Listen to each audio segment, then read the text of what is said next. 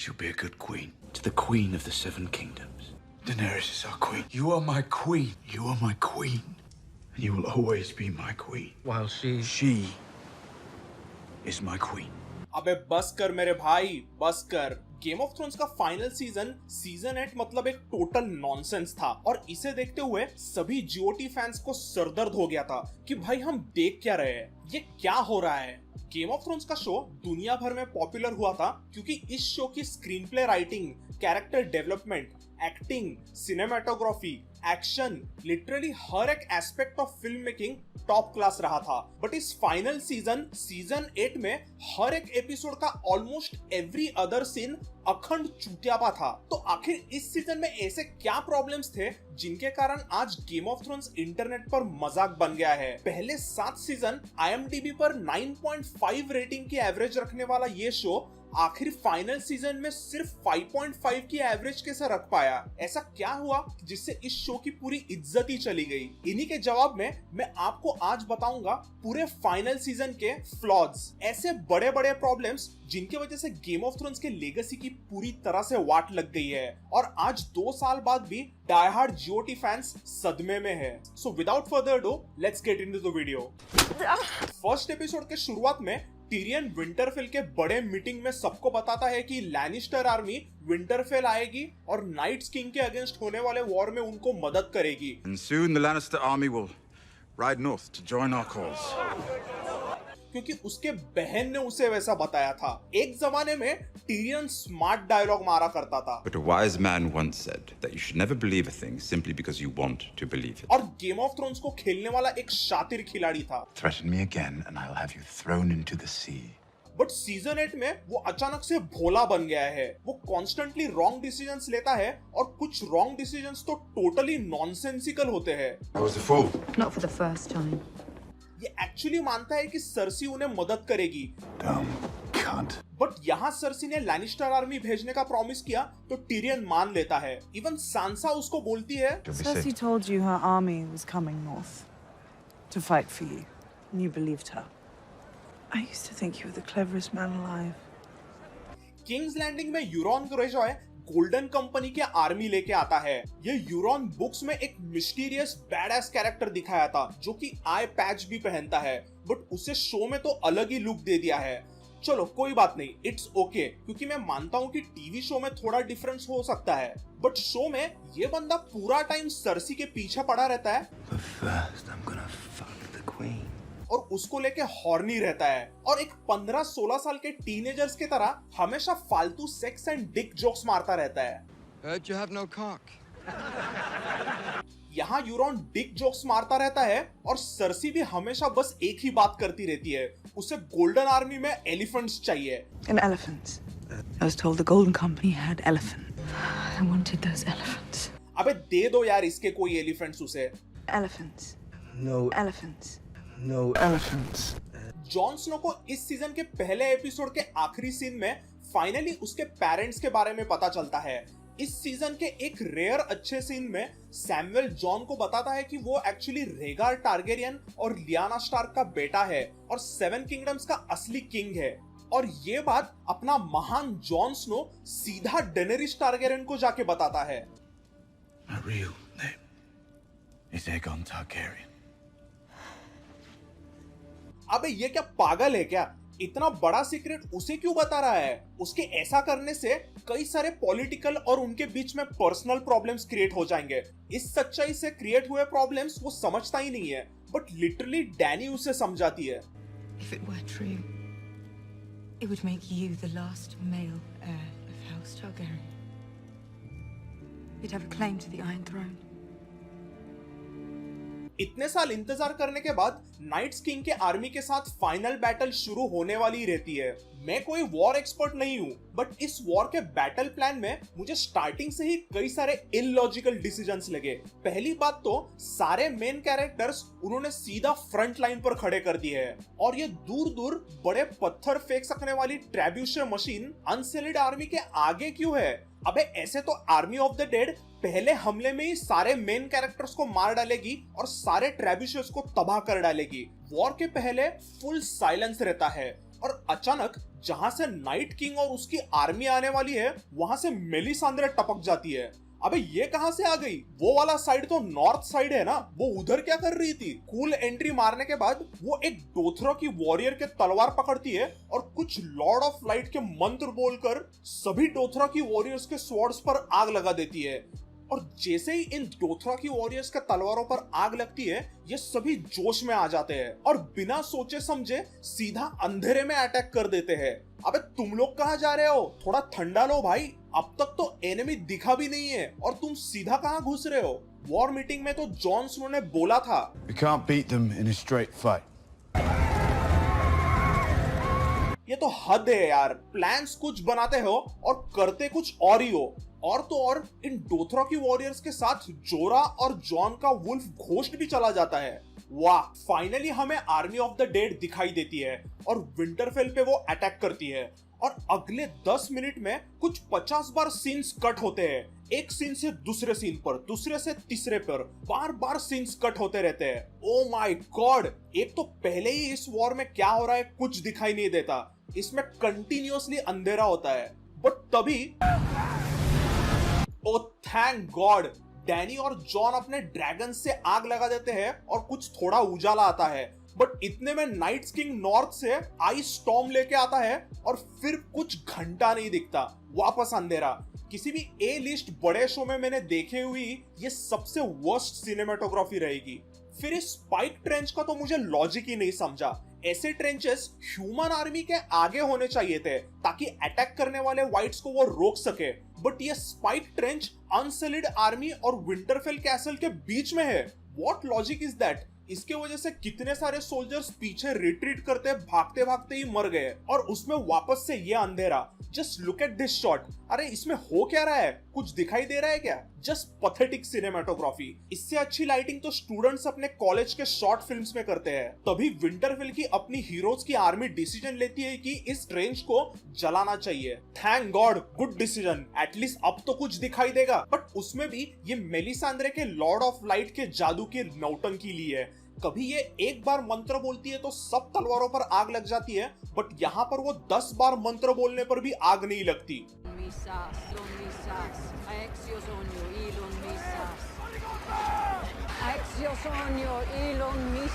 Finally आग लगती है और हमें थोड़ा कुछ दिखाई देने लगता है और दिखता भी कौन है? देखो, अपना महान जॉन स्नो ड्रैगन पर बैठा हुआ है और इंतजार कर रहा है कि कोई इस ट्रेंच में आग लगाएगा, ड्रैगन पर बैठ के। अरे वाह। फिर व्हाइट्स विंटरफेल के सिटी वॉल्स पर चढ़ने लगते हैं और यहाँ और एक टैक्टिकल एरर सामने आता है। पहले कुछ वॉर सीन्स में हमने ऑयल बैरल्स देखे थे और इस सिचुएशन में भी इन ऑयल बैरल्स का यूज हो सकता था। अगला सीन आर्या स्टार्क का है। बाहर वॉर चल रहा है और विंटरफेल के लाइब्रेरी में आर्या कुछ व्हाइट्स के साथ लुपा छुपी खेल रही है।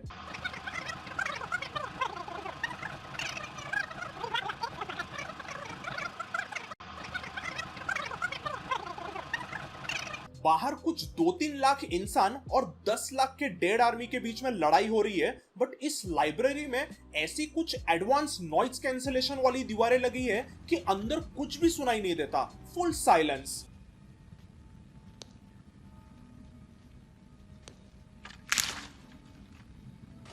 और यहीं पर आर्या अपने टेलीपोर्टेशन टेक्निक्स की पहली बार झलक दिखाती है। टेबल के नीचे से सीधा दीवार के पीछे हवा में जॉन और नाइट्स किंग के बीच में ड्रैगन पर बैठ के लड़ाई होती रहती है और John almost 300 kilometre per hour की स्पीड से नीचे जमीन पर लैंड होने वाले ड्रैगन से नीचे गिरता है और वो ऑब्वियसली फिट एंड फाइन है। फिर नीचे गिरे जॉन को मारने के लिए नाइट्स किंग कई सारे मरे हुए सोल्जर्स को वाइट बनाता है और जॉन के आजू बाजू में हजारों वाइट्स खड़े हो जाते हैं। अब तक इस वॉर में ये वाइट्स खूंखार थे, वो वर्ल्ड वॉर Z के ज़ॉम्बीज की तरह थे, बट जब जॉन को मारना है तब वो अचानक स्लो मोशन वाले बुद्धू ज़ॉम्बीज बन जाते हैं। अपने हीरो को टाइम देना जरूरी है ना। फिर यहाँ पर डैनी जॉन को बचाने आती है और जॉन उसे बोलता है मैं ब्रैन को बचाने जा रहा हूँ और वो उसके तरफ सीधा भागने लगता है instead of riding on dragon. और जॉन के जाने के बाद डैनी उसे 20 सेकंड्स तक भागते हुए देखते रहती है। इस डेंजरस वॉर में पता नहीं है ये कौन से ख्यालों में डूबी है।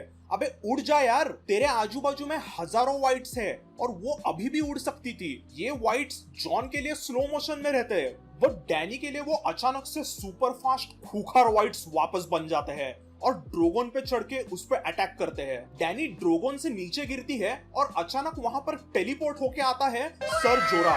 इस एपिसोड में सभी के पास टेलीपोर्टेशन की स्किल्स आ गई है। नाइट्स किंग एक ऐसा विलन है जो मरे हुए इंसानों को वाइट्स बना के जिंदा कर सकता है, और ऐसा करते हुए जॉन स्नो ने एक बार उसे देखा भी है, बट फिर भी वो डिसाइड करता है कि बच्चे, बूढ़े और औरतों को क्रिप्ट में पना देगा। In a crypt. Nobody thought of that. He's bringing all the dead people back to life, and they put the women and children in a crypt with all the dead people. So, rah.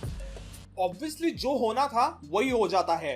Crypt में रखे कब्रों से मरे हुए इंसान whites बन के बच्चे, बूढ़े और औरतों पर अटैक करते हैं। बट इस सारे सीन में मुझे ये नहीं समझा कि इन वाइट्स के पास ऐसी क्या ताकत है कि जो वो सीधा पत्थर से बने कब्रों को तोड़ सकते हैं और मोटी मोटी दीवारों को तोड़ के बाहर निकलते हैं। 7th सीजन में एक वाइट लकड़ी के बॉक्स से बाहर नहीं निकल पा रहा था। जॉन ब्रैन की तरफ जा रहा है और उसके पॉइंट ऑफ व्यू से हमें विंटरफेल को देखने मिलता है। ओह देयर सैम, ये तो डेफिनेटली मरने वाला है। यहाँ पे ब्रियन और जेमी दिखाई दे रहे हैं और उनके बाजू में 500 वाइट्स है। इनकी तो डेफिनेट मौत है। अभी कुछ मिनट पहले सुपर स्ट्रॉन्ग वाइट्स मोटे मोटे पत्थर को तोड़ के निकल रहे थे, बट यहाँ कुछ 40 से 50 वाइट्स गेट को तोड़ नहीं सकते। ओ हाँ, यहाँ तो अपना जॉन स्नो है ना। मैं भूल गया कि वाइट्स जॉन को देख के अचानक वीक हो जाते हैं। क्रिप्ट में वाइट्स जितने भी बच्चे और औरतें हैं उन सबको खचाखच मार रहे हैं, बट ऑब्वियसली सैंसा और टिरियन सेफ है। वो एक पत्थर के पीछे छुपे हुए हैं। वाह, यहाँ महान थियॉन ब्रैन को डिफेंड कर रहा है और तभी वहां आता है नाइट्स किंग और थियॉन का प्लान है सीधा भाला लेके नाइट्स किंग पर अटैक करे। ऑब्वियसली नाइट्स किंग एक सेकंड में उसे पकड़ता है और मार डालता है। दूसरी तरफ हाफ डेड विसेरियन अपनी आइस ड्रैगन फायर मार मार के तबाही कर रहा है, तो अपना हीरो जॉन स्नो उसे छुपके से मारने की कोशिश करने जाता है और वो जैसे ही उस पे फायर छोड़ता है तो जॉन एक पत्थर के पीछे छुप जाता है। अबे इसी विसेरियन के आइस फायर से द ग्रेट वॉल के चिथड़े चिथड़े हो गए थे और कुछ ही टाइम पहले इसने विंटरफेल के सिटी वॉल्स को तबाह कर दिया था, बट अभी उसके आग में दम नहीं है। वो एक पत्थर को डिस्ट्रॉय कर नहीं सकता। Oh shit, I am sorry, I again forgot. Jon Snow को तो कुछ हो नहीं सकता ना। फिर ये जॉन विसेरियन की तरफ देख के चिल्लाता है और ऑब्वियसली इस बार विसेरियन अपना टाइम लेता है, मस्त स्लो मोशन में चला जाता है और एक लंबी सांस लेता है। थियॉन को मारने के बाद नाइट्स किंग ब्रैन को देखता है और उसे मारने निकलता है और अचानक से नाइट्स किंग के पीछे आर्या टेलीपोर्ट होके आ जाती है और वो भी चिल्लाते हुए नाइट्स किंग पर अटैक करती है। अबे पहली बात तो तू चिल्ला क्यों रही है? किसी भी असैसिन को ट्रेनिंग में सिखाया जाता है कि attack in silence. Dumb bitch. दूसरी चीज ये कि मुझे ये नहीं समझ रहा कि इतने सारे व्हाइट वॉकर्स के बीच में से वो सीधा नाइट्स किंग के पीछे कैसे आ गई। कुछ टाइम पहले इसे व्हाइट्स के यहाँ से निकलने में तकलीफ हो रही थी और अभी वो सीधा व्हाइट वॉकर्स को चकमा देके नाइट्स किंग के पीछे पहुंच गई। और फिर गेम ऑफ थ्रोन्स शो का सबसे मेन विलन जिसे शो ने 8 सालों तक बिल्ड किया था, वो अभी चूतिया निकला। कुछ सीजन पहले वो बस ब्रैन को छूता है तो उस पे नाइट्स किंग का निशान आ जाता है, बट आर्या पे ऐसा कोई निशान नहीं आता। फिर ये नाइट्स किंग कुछ सेकंड्स आर्या को स्टेयर करता है। जस्ट 5 मिनट पहले इसने थियॉन को 2 सेकंड्स में मार दिया था। यहाँ पर भी वो 1 सेकंड में आर्या का गला दबा सकता था, बट यहाँ पे वो अपना टाइम ले रहा है और आर्या नाइट्स किंग को मार देती है। और उस डेथ को देख के आई एम प्रीटी श्योर सभी गेम ऑफ थ्रोन्स फैन का दिमाग सटका रहेगा। पिछले 7 सीजन से गेम ऑफ थ्रोन्स ने एक मेजर विलन के तौर पे इस कैरेक्टर को बिल्ड किया था और उसे ऐसे बहुत ही वाहियात मौत दी गई। We hope to kind of avoid the expected, and Jon Snow has always been the hero, the one who's been the savior, but it just didn't seem right to us for this moment. पहले season से literally पहले episode से ही nights king के related कुछ अजीबोगरीब symbols दिखाए गए थे जिनका कभी मीनिंग ही बताया नहीं गया। फिर फ्लैशबैक्स में नाइट्स किंग कैसे बनता है वो भी दिखाया गया था। वो सब क्या था पता नहीं, बताया गया था कि उसे Azor Ahai the prince that was promised ही मारेगा। What about that? No idea. अबे आखिर नाइट्स किंग का मोटिव क्या था? उसे करना क्या था? उसे बस ऐसे ही सबको मारना है? नाइट्स किंग और थ्री आइड रेवन ब्रैन का क्या कनेक्शन है? नाइट्स किंग के बारे में लिटरली एक भी सवाल का घंटा आंसर दिया गया नहीं। 8 साल की मिस्ट्री, बैक स्टोरी और पूरा buildup flush down the toilet. Night's King से जुड़ी हर एक मिस्ट्री सिर्फ मिस्ट्री ही रह गई। बस आर्या आती है और नाइट्स किंग को मारती है, बात खत्म। अपने वॉरियर्स जीत गए war. Army of the dead is lost, let's move on. अगले सुबह सब मरे हुए वॉरियर्स को अग्नि दिया जाता है। बेचारे सर जोरा को फाइनली उसके प्यार डेनेरिस से किस मिलता है। बाकी हर एक इंपॉर्टेंट कैरेक्टर जिंदा है। जेमी और ब्रियन तो 400 वाइट से घिरे हुए थे। सैमुअल टार्ली पर एक ही टाइम पे 100 वाइट्स ने अटैक किया था। इनमें से किसी को भी कुछ नहीं हुआ। ये सभी सिर्फ जिंदा ही नहीं है, सब फुल पावर हेल्दी है। किसी को कोई चोट नहीं आई। जस्ट लुक एट जेमी, अपना लैनिस्टर लायन अभी भी चकाचक है। ग्रे वर्म को भी एक भी खरोच नहीं आई और घोस्ट भी जिंदा है। अबे ये तो डोथरा की आर्मी के साथ सीधा फर्स्ट वेव में गया था, ये कैसे जिंदा है? वॉर जीतने के बाद अगले ही रात सब मस्त पार्टी कर रहे हैं। कोई भी मातम नहीं मना रहा है कि उनके कोई अपने भी मरे हैं। और इसी पार्टी में डेनेरिस टारगेरियन का इनफेमस स्टारबक्स का कॉफी कप दिखता है। तुम्हें नहीं पता, स्टारबक्स ने भी विंटरफेल में अपना शॉप खोला है। उसी रात जॉन और डैनी का कॉन्वर्सेशन होता है। डैनी जॉन को बोलती है कि जॉन को अपने टारगेरियन होने की बात टोटली सीक्रेट रखनी पड़ेगी। और उसकी बात सही भी है, क्योंकि अगर जॉन का सीक्रेट सभी को पता चले तो सब लोग जॉन को किंग बनाएंगे और डैनी का क्लेम तो चला जाएगा। तो फिर अपना जॉन 1000 टाइम बोलता है, You are my queen. I don't know what else I can say. Exactly इस चोमू को कब क्या बोलना है वो पता ही नहीं है। डैनी उसे बोलती है कि You can say nothing to anyone ever. Never tell them who you really are. और ये बात सही भी है, क्योंकि फालतू के पॉलिटिकल प्रॉब्लम्स क्रिएट हो जाएंगे। बट फिर वो बोलता है, I have to tell Sansa and Arya. अबे क्यों तुझे उन्हें बताना है भाई? वैसे भी जॉन को किंग नहीं बनना है, तो ये बात किसी को बता के क्या फायदा? उसे पहले किंग इन द नॉर्थ नहीं बनना था, फिर भी उसे बनाया गया, क्योंकि इस पावर के पोजीशन में तुम्हारी पर्सनल ओपिनियंस मायने नहीं रखी जाती। I told you I don't want it. It doesn't matter what you want. You didn't want to be king in the north. What happens when they demand you press your claim and take what is mine? देखा, even Danny में दिमाग है और उसमें sense है। Danny का हर एक dialogue यहाँ पर सही था। डैनी यहाँ जॉन को बोलती है कि अगर तुम सांसा को बताओगे तो सांसा तुम्हें आयरन थ्रोन पे बिठाने जाएगी और मेरे अगेंस्ट जाएगी, which was totally obvious। सिर्फ 2 बार मिलने पर डैनी सांसा को जान जाती है। बट अपना जॉन अभी भी इतना बावला है कि वो ये समझता है सांसा वही करेगी जो वो चाहता है। For some reason Jon secrets ही नहीं रख सकता। अरे ये गेम ऑफ थ्रोन से भाई, और सीक्रेट्स तो रखने ही पड़ेंगे। उसे हमेशा सच्चाई का देवता बनना है। I owe them the truth. Owe them the truth? What? Why? आखिर क्यों भाई? तुम किसी को कुछ ओ नहीं करते। अबे तेरे ऑनरेबल बाप नेड स्टार्क ने भी एक झूठ पूरी जिंदगी भर बोला था, क्योंकि कभी कभी कुछ झूठ बोलने पड़ते हैं। बट जॉन एक 5 साल के बच्चे की तरह रिएक्ट करता है। मम्मी ने बोला सच बोलो तो मैं सच ही बोलूंगा। ओ माय गॉड, सही में जॉन स्नो इस शो का मेन कैरेक्टर है और अब तो इसके स्टुपिडिटी को झेलना बहुत इम्पॉसिबल हो रहा था। You know nothing, Jon Snow. फिर डैनी बोलती है, मैंने लाइफ में किसी से भी कभी भी भीख नहीं मांगी, I've never begged for anything. But आज तुमसे भीख मांगती हूँ कि प्लीज सांसा और आर्या को अपना सीक्रेट मत बताना। बट इस कॉन्वर्सेशन में ये पहली गलत बात डैनी ने की, क्योंकि इट इज नोन कि डैनी ने पहले भी भीख मांगी थी। They're my children. I'm begging you. I've never begged for anything. I'm begging you. I've never begged for anything. I'm begging you. As I said, it is known. It is known. It is known. अगले सुबह war council बिठाई जाती है कि कैसा अब final war against Cersei को जीता जाए, और उनका प्लान है सीधा आमने सामने वॉर करो। अबे बट क्यों? तुम्हारे पास आर्या स्टार्क जैसा सुपर हीरो है जिसने व्हाइट वॉकर्स के बीच में से छुपके से निकल के सीधा नाइट्स किंग को मार दिया था।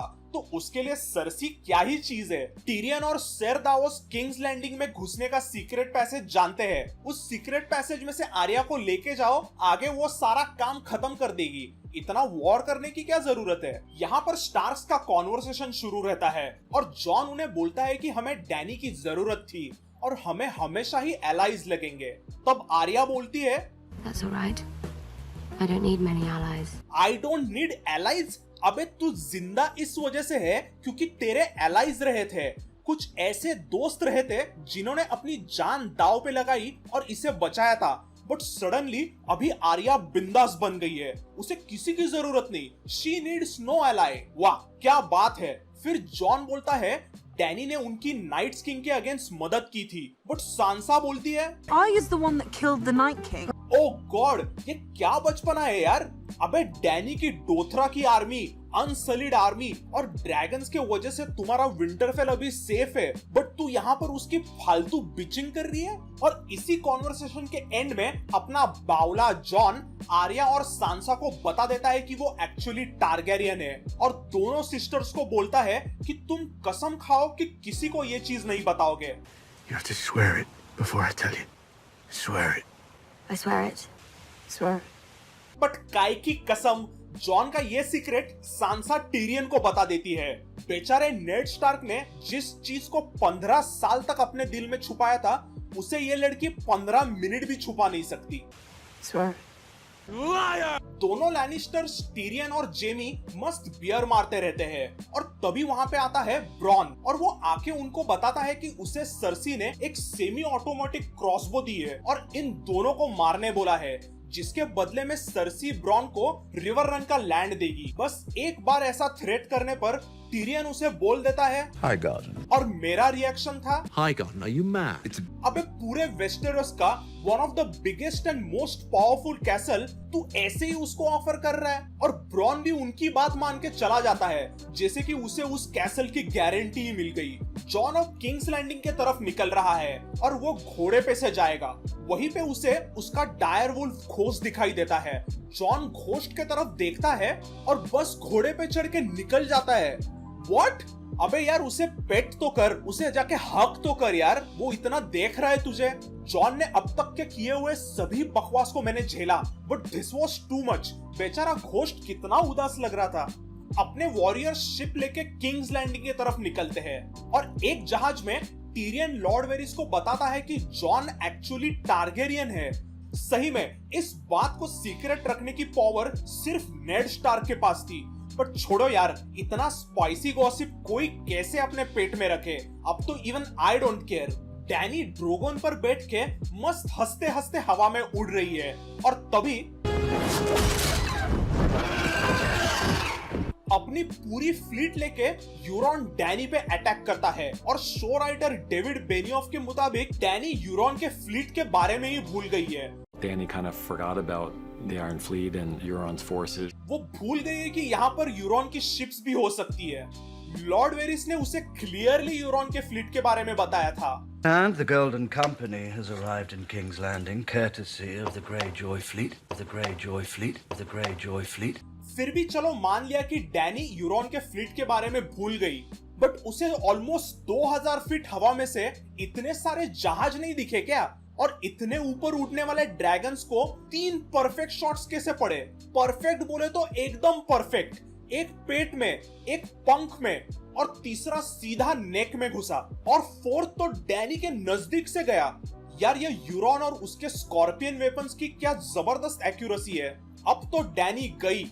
इस हादसे से डैनी को गुस्सा आता है और वो सीधा यूरॉन के फ्लीट के तरफ चार्ज करती है। बट अभी टारगेट बड़ा होके भी यूरॉन का हर एक स्कॉर्पियन डैनी को मार नहीं सकता। पहले की एक्यूरेसी थी 3 आउट ऑफ 3 शॉट्स, बट अभी किसी का भी एक भी स्कॉर्पियन नहीं लगता है और डैनी डर के साइडवेज फ्लाई करती है। यूरॉन इसी अटैक में अनसोलिड के शिप्स को भी तबाह कर डालता है और उसमें से कोई नहीं मरता। सब अनसोलिड सोल्जर्स तैर के ड्रैगन स्टोन पर पहुंचते हैं, वो भी फुल आर्मर में तैर के आते हैं। आई थिंक इस फुल आर्मर में तैरना बहुत ही मुश्किल होगा, बट कोई नहीं, सब तैर के जाते हैं। इवन टिरियन तैर के बचता है, बौना होने पर समुंदर में तैरना आई थिंक थोड़ा मुश्किल तो जाता होगा, बट आई गेस नॉट, वो भी बचता है। डैनी पर हुए अटैक के बारे में जब जेमी को पता चलता है तब वो विंटरफेल को छोड़ के सीधा किंग्स लैंडिंग जाने निकलता है, क्योंकि उसे उसके प्यार सर्सी के पास जाना है। अब तो हद हो गई भाई। आई मीन जिस औरत ने तुम्हें जान से मारने के लिए लोग भेजे थे, तुम उसी के पास जा रहे हो। फिर ड्रैगन स्टोर पर टिरियन वापस एक एब्सोल्युटली स्टूपिड बात करता है। वो डैनी को बोलता है कि हमें किंग्स लैंडिंग जाके सर्सी से अमन और शांति की बात करनी होगी। अबे सर्सी ने तुम्हें नाइट्स किंग के अगेंस्ट मरने छोड़ा था, उसने डैनी के ड्रैगन को मार डाला, तो अब क्या बात करनी है यार? War is on. बट नहीं, इस अमन और शांति की बात को डैनी भी मान लेती है। सर्सी अपनी पूरी लैनिस्टर आर्मी और गोल्डन कंपनी के साथ किंग्स लैंडिंग के वॉल पर खड़ी है। लैनिस्टर आर्मी के पास कुछ 50 मैसिव स्कॉर्पियन वेपन्स है और इनके सामने डैनी, टिरियन, वेरिस और कुछ गिने चुने अनसलिड वॉरियर्स खड़े होते हैं। डैनी सर्सी के सामने विदाउट किसी प्रोटेक्शन से आई है।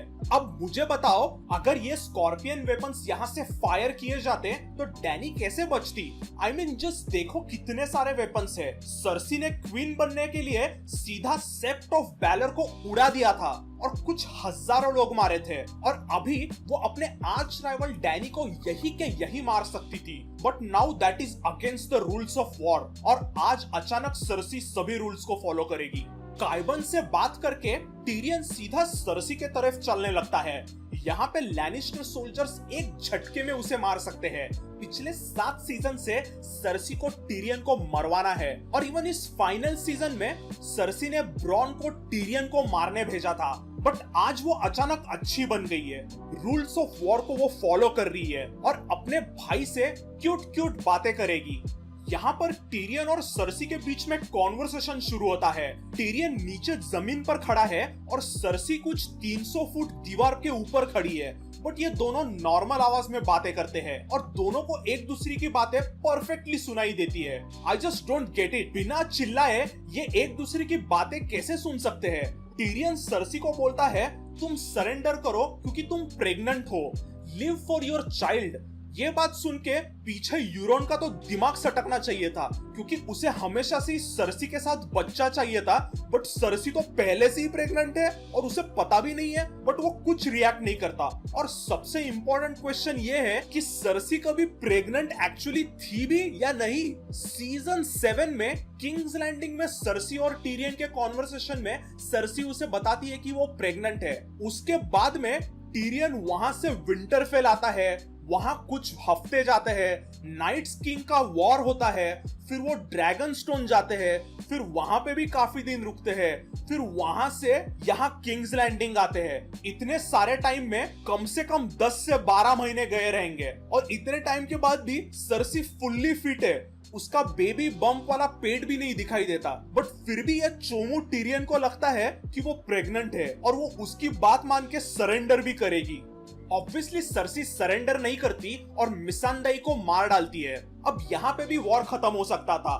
मिसांदाई को पता था कि उसकी मौत तो पक्की है और सर्सी पागल के तरह उसके साइड में ही खड़ी होती है, तो तू अगर मरने ही वाली है तो सीधा सर्सी को लेके मरती, सीधा सर्सी को पकड़ के नीचे 300 फुट पे छलांग लगा दे, बात खत्म, वॉर इज ओवर। इसी सीजन के 4th एपिसोड के शुरुआत में लॉर्ड वेरिस एक लेटर में जॉन के सच्चाई के बारे में लिखता हुआ दिखाई देता है। तो ऑब्वियस सी बात है कि हम दर्शकों को यह लगे कि वेरिस इस लेटर को किसी ना किसी को सेंड करने वाला है, बट इस चीज के बारे में वापस पूरे शो में कभी जिक्र नहीं हुआ। बस वो लिखता है एंड दैट्स इट। हमें ये बिलीव करना है कि उसने ये चीज किसी को नहीं बताई। जॉन की सच्चाई जानने के बाद वेरिस का अब डैनी पर विश्वास नहीं है और वो अब जॉन को किंग बनाना चाहता है। तो वेरिस क्या करेगा? वो पहले ये बात जाके सीधा टिरियन को बताता है और फिर वो जॉन को जाके बोलता है तुम किंग बन जाओ, जिसके रिप्लाई में जॉन स्नो हमेशा की तरह बोलता है I don't want it. I never have. You will rule wisely and well while she is my queen. इस वक्त कोई भी समझ सकता है कि टीरियन और जॉन दोनों डैनी के लिटरली गुलाम बन गए हैं, वो उसके फुल ऑन चमचे हैं। बट फिर भी वेरिस जैसा गेम ऑफ थ्रोन्स का शातिर खिलाड़ी खुलेआम डैनी के अगेंस्ट ट्रीजन करता है और इन्हें बताने की स्टुपिडिटी करता है। अब बस यही बंदा चोमू होना बाकी था। इसके बाद टीरियन वेरिस को धोखा दे देता है। वो डैनी को जाके बताता है कि वेरिस को भी जॉन के बारे में सीक्रेट पता चल गया है और उसने डैनी के खिलाफ कंस्पिरेसी करने की सोची है। Someone has betrayed me. Yes, Jon Snow. Varys. और एक गेम ऑफ थ्रोन्स के one of the best character की फालतू मौत होती है। सो जेमी को अनसलीड आर्मी बंदी बनाती है। यहाँ टीरियन उसे बोलता है कि मैं तुम्हें छुड़ाता हूँ, बट तुम सरसी को जाके मिलो और उसे सरेंडर करने बोलो, नहीं तो डैनी कल किंग्स लैंडिंग में घुसेगी और हजारों आम लोग मारे जाएंगे। बट जेमी बोलता है, Be honest, I never really cared much for them. अब तो मुझसे झेला नहीं जा रहा है। जेमी की पूरी जिंदगी, उसका पूरा स्टोरी आर्क इस बात पे हुआ था कि उसने किंग्स लैंडिंग के आम जनता को बचाने के लिए किंग एरिस टारगेरियन को मारा था। पूरी जिंदगी जेमी ने सबके मुंह से किंग स्लेयर करके सुना, क्योंकि ही एक्चुअली केयर्ड फॉर पीपल। ये था जेमी के कैरेक्टर की स्टोरी कि वो एक बुरा होके भी उसमें एक छोटी अच्छाई थी। बट इस आखिरी सीन ने जेमी के पूरे 8 सीजन के स्टोरी की दर्दनाक मौत कर दी। Tell me if your precious Brandy commanded you to kill your own father and stand by while thousands of men, women, and children burned alive, would you have done it? Would you have kept your oath then? Burn them all, he said. Burn them in their homes, burn them in their beds. They slit his throat to make sure that didn't happen. To be honest, I never really cared much for them. Finally Dany versus Cersei the last war शुरू होता है और सबसे पहला attack करती है Danny. वो सीधा यूरोन के शिप्स पर हल्ला बोल करती है। अकेली डैनी ऑन ड्रैगन वर्सेस नीचे कुछ 500 यूरोन के जहाज और हर एक जहाज पर बड़ा स्कॉर्पियन वेपन लगा है। इसी के साथ साथ किंग्स लैंडिंग के सिटी वॉल्स पर भी स्कॉर्पियन वेपन्स लगाए हैं। बट ये thousands of scorpion weapons Danny को एक बार भी मार नहीं सकते। इसके पहले उन्होंने रेगाल को इजीली हेडशॉट देके मारा था, जबकि वो 2000 फीट हवा में उड़ रहा था। बट अब डैनी ड्रोगॉन पे बैठ के इतना नजदीक से उड़ रही है, फिर भी इनका एक भी स्कॉर्पियन निशाने पे नहीं लगता। डैनी जब यूरोन पर अटैक करती है तब वहां उसके शिप के लोग बातें करते होते हैं। पहले यह बताया था कि यूरोन का पूरा क्रू गूंगा होता है और इसीलिए उसके शिप का नाम साइलेंस होता है। I got a crew full of mutes. But I think जब ड्रैगन का अटैक होता है तब गूंगे भी बोलने लगते हैं। फिर डैनी अचानक से किंग्स लैंडिंग के वॉल्स को तहस नहस करती है। रिमेंबर, इसके पहले तो जॉन एक पत्थर के पीछे छुपा हुआ था, अब वापस ड्रैगन फायर TNT बम बन गया है और दीवारों को तबाह कर सकता है। इन सबके बीच में आउट ऑफ नोवेयर आते हैं थाउजेंड्स ऑफ डोथराकी। अबे ये कहां से आ गए? मुझे तो लगा था कि ये नाइट्स किंग के आर्मी के अगेंस्ट सारे मर गए थे। What they see is just the end of the Dothraki, essentially. But नहीं, somehow miraculously कुछ 10,000 डोथराकी अभी भी बाकी है। वॉर शुरू होते ही कुछ 5 मिनटों में एसोस की one of the most dangerous army कहे जाने वाली गोल्डन कंपनी तबाह हो जाती है, सिर्फ 5 मिनटों में। और कुछ 2 मिनट्स में यूरोन की पूरी 500 जहाजों की फ्लीट जल जाती है। ये सब होते पूरा टाइम सरसी अपने गैलरी से बाहर देख रही है और इस शॉट में तो देखो, सडनली यूरोन की पूरी फ्लीट किंग्स लैंडिंग के बंदरगाह से कुछ 100 किलोमीटर दूर है। अबे अभी तो ये यही थी, अब वहां कैसे चली गई? इन सब के बाद आता है इस शो को पूरी तरह से बर्बाद करने वाला मोमेंट, डैनी का mad queen turn. Let's just go over अब तक का डेनेरिस टारगेरियन का स्टोरी आर्क। जब वो एसोस में थी उसने हमेशा सही डिसीजन लिए क्योंकि उसके प्रिंसिपल्स हमेशा से अच्छे रहे थे।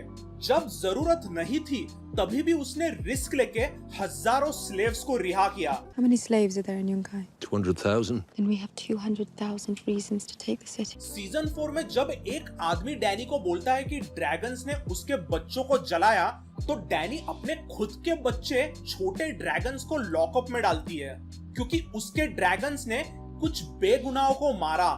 इसके बाद में वो यारा को भी बोलती है कि उसके किंगडम में कोई भी एक दूसरे पर अटैक्स नहीं करेंगे, सब जगह अमन और शांति होगी। Our fathers were evil men. They left the world worse than they found it. We're not going to do that. We're going to leave the world better than we found it. जब उसकी मुलाकात John से होती है तो वो अपने खुद का कैंपेन रोकती है और जॉन को सपोर्ट करती है क्योंकि नाइट्स किंग को मारना और नॉर्थ को बचाना एक सही चीज थी। 4th एपिसोड में वो बोलती है, मेरे क्वीन बनने पर सभी लोग खुश रहेंगे और किसी को किसी का खौफ नहीं रहेगा। All 7 kingdoms. Men will live without fear and cruelty. But suddenly वो अपने पूरे 7 सीजन के कैरेक्टर के एग्जैक्टली ऑपोजिट डिसीजन लेती है और पूरे किंग्स लैंडिंग को जला डालती है। बच्चे, बूढ़े, औरतें, लैनिस्टर आर्मी, हर एक छोटी सी छोटी बिल्डिंग, सब पर वो आग फेंकने लगती है। I am not here to be queen of the ashes. I am not here to be queen of the ashes.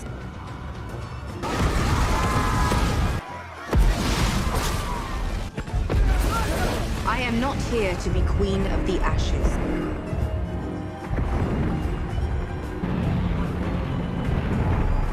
I am not here to be queen of the ashes. I think you've got to start wondering, what the hell is this plot? इस सब भयंकर genocide के बीच में अपना Jamie Cersei को बचाने के लिए सीक्रेट रास्ते से आता है और एग्जैक्टली उसी टाइम पर वहां पे आता है यूरॉन। डैनी के अटैक में वो पानी में गिरता है और वो सीधा पानी में से बाहर निकलता है जब जेमी वहां पे होता है। वाओ, जस्ट वाओ, क्या टाइमिंग है। और यहाँ पे आते ही वो क्या करता होगा? ऑब्वियसली यहाँ पर भी वो अपने फालतू सेक्स वाले डायलॉग मारता है।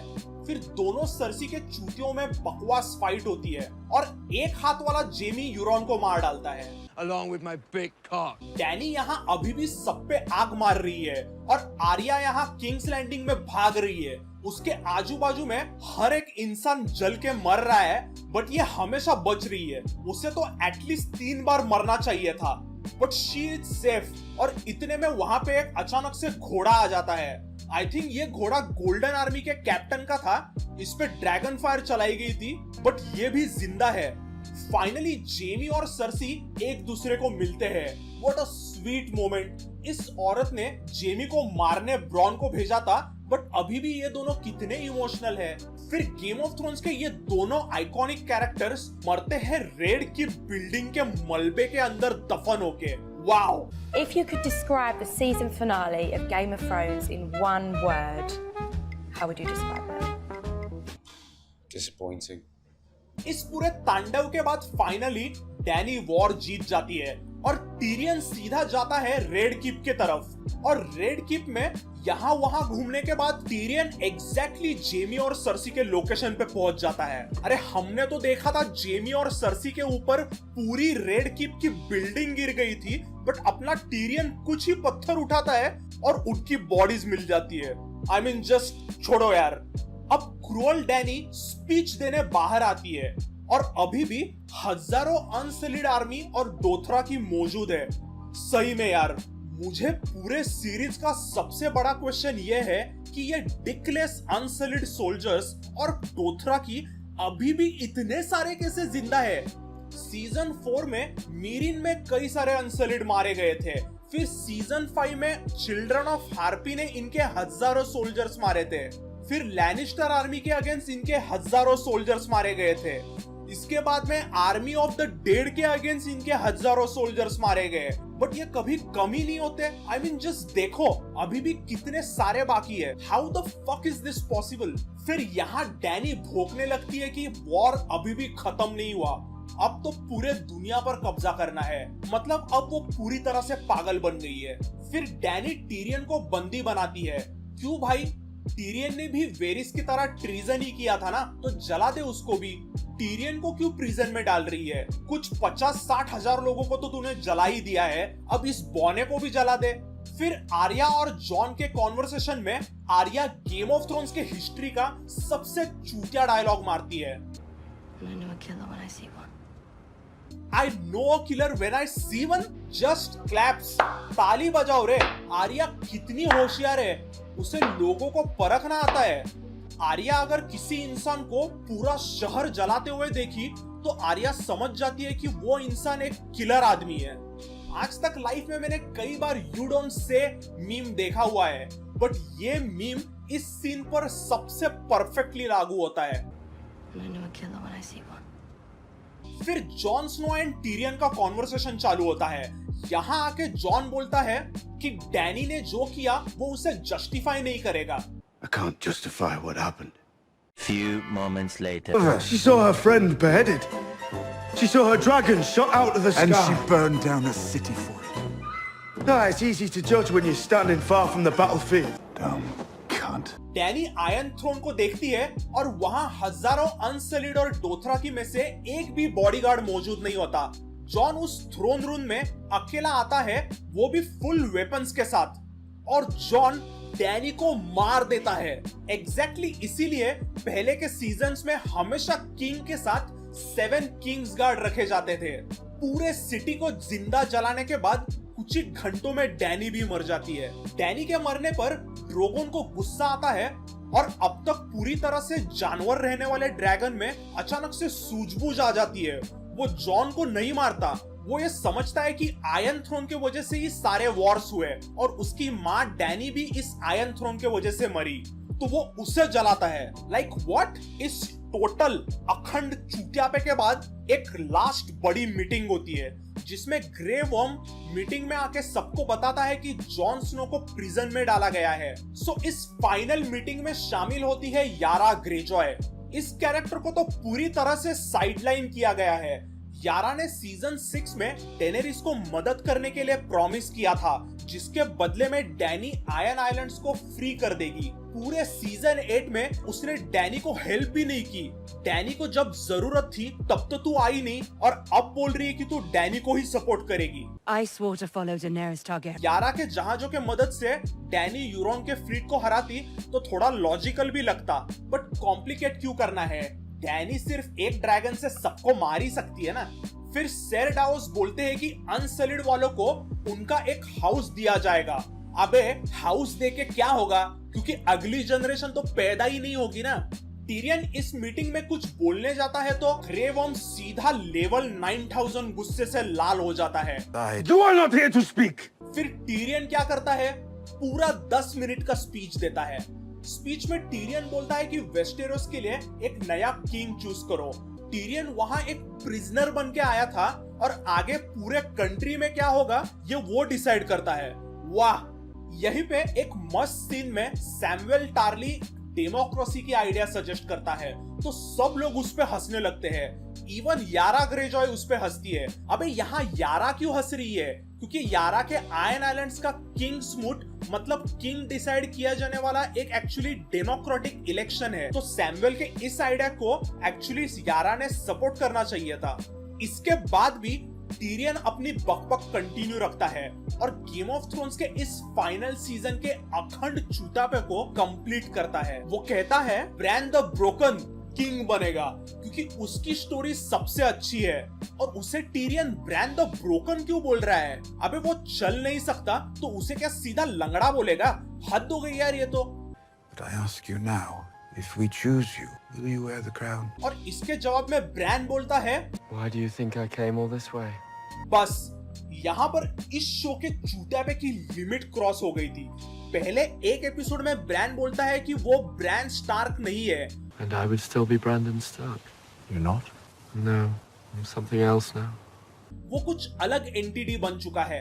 फिर कहता है वो किसी चीज का टाइटल नहीं ले सकता। I'm not Lord of Winterfell. I don't really want anymore. तो यहाँ ये बकवास क्यों करनी है तुझे? Why do you think I came all this way? Bran सीधा यहाँ पे बोल रहा है कि वो यहाँ इस जगह पे इसलिए आया ताकि वो किंग बन सके। इसे कहना क्या है? क्या ब्रैन को पता था कि हजारों लोग मरेंगे, नाइट्स किंग भी मारा जाएगा, हजारों लोगों को जिंदा जलाया जाएगा और फाइनली वो किंग बनेगा? ये उसे पता था? उसके ये कहने का मतलब क्या है? क्या इसने जो भी अब तक किया उसे पता था कि वो किंग बनेगा? ये है कौन भाई? कोई भगवान है क्या? इसी मीटिंग में कोई भी जॉन स्नो को कैंडिडेट करके नहीं सोचता।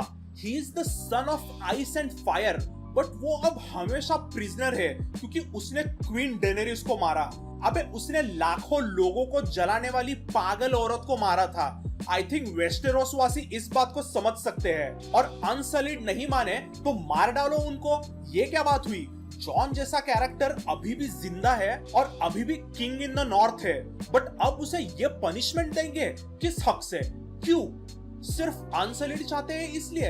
एंड में ये काउंसिल डिसाइड करता है जॉन को नाइट्स वॉच भेज देंगे। व्हाट? अभी भी ये नाइट्स वॉच बाकी है क्या? फिर नॉर्थ के लिए अब क्वीन इन द नॉर्थ आती है, सांसा स्टार्क, और वो बोलती है हमारा नॉर्थ इंडिपेंडेंट राज्य होगा, वो आयरन थ्रोन के सामने कभी नहीं झुकेंगे, और ये चीज एक्सेप्ट की जाती है। तो what about Dorne? What about Iron Islands? क्योंकि उनको तो हमेशा से ही इंडिपेंडेंट रहना था, तो वो भी बोलने चाहिए थे कि उनको भी उनका इंडिपेंडेंस चाहिए। आयरन आइलैंड्स को छोड़ो, डॉर्निशमैन मार्टेल्स के हाउस वर्ड्स है अनबाउड, अनबेंट, अनब्रोकन, ना कभी झुके और ना कभी टूटे। मार्टेल्स के हिस्ट्री में वो ड्रैगन राइडर टारगेरियन से 300 साल लड़े थे और उनके सामने कभी नहीं झुके थे। उन्होंने ड्रैगन राइडर्स के सामने बेंट द नी नहीं किया, अपने घुटने नहीं टेके, बट वो अभी एक लंगड़े राजा ब्रैन के सामने झुकेंगे। अनसलिड किंग्स लैंडिंग छोड़ के मिसानदेई के गांव नाथ चले जाते हैं। अगर वो इतने दूर जा ही रहे हैं तो जॉन को नाइट्स वॉच भेजना जरूरी है क्या? क्योंकि नाथ का आइलैंड हजारों माइल्स दूर है। उधर से ग्रे वर्म वापस थोड़ी देखने आएगा कि जॉन स्नो विंटरफेल में आराम कर रहा है या नाइट्स वॉच में है। एंड में ब्रियन एक बुक लिखती है और इंक ड्राई होने के पहले ही वो उसे बंद कर देती है। Oh my God. टीरियन के ट्रीजन को माफ किया जाता है और उसे हैंड ऑफ द किंग बनाया जाता है। सैमुएल बनता है ग्रैंड मास्टर। वो गेम ऑफ थ्रोन्स के हिस्ट्री का पहला ऐसा ग्रैंड मास्टर है जिसका खुद का लैंड है, खुद का टार्ली टाइटल भी है। ग्रैंड मास्टर को ब्रह्मचारी होना होता है, बट ये उसे भी फॉलो नहीं करेगा, वो फादर भी बन सकता है। और फाइनली मेरे नजर में पूरे गेम ऑफ थ्रोन्स शो का winner, the one and only Sir Bronn of the Blackwater, Lord Paramount of Highgarden बनता है और किंग ब्रैन के काउंसिल में मास्टर ऑफ कॉइन भी बनता है। वाह, सही है। लाइफ हो तो ब्रॉन जैसी, पैसा मिला, टाइटल मिली, पावर मिली, वेस्टेरोस का सबसे बड़ा कैसल मिला, सब कुछ मिला, और क्या चाहिए इंसान को? पूरे शो के एंडिंग में टीरियन 3 मिनट तक चेयर्स को एडजस्ट करता है और ये शो खत्म होता है। सो ये था गेम ऑफ थ्रोन्स का हॉरिबल सीजन 8, जिसने इस शो के कमाए हुए इज्जत को मिट्टी में मिला डाला। I hope you guys enjoyed this video. अगर आपको ये वीडियो अच्छा लगा तो please like and subscribe to my channel, और कमेंट्स में मुझे बताएं कि इस horrible Game of Thrones season 8 का सबसे वाहियात सीन आपको कौन सा लगा। So this is Pop Culture Pandit and I'll see you all in the next one. Until then, bye and take care.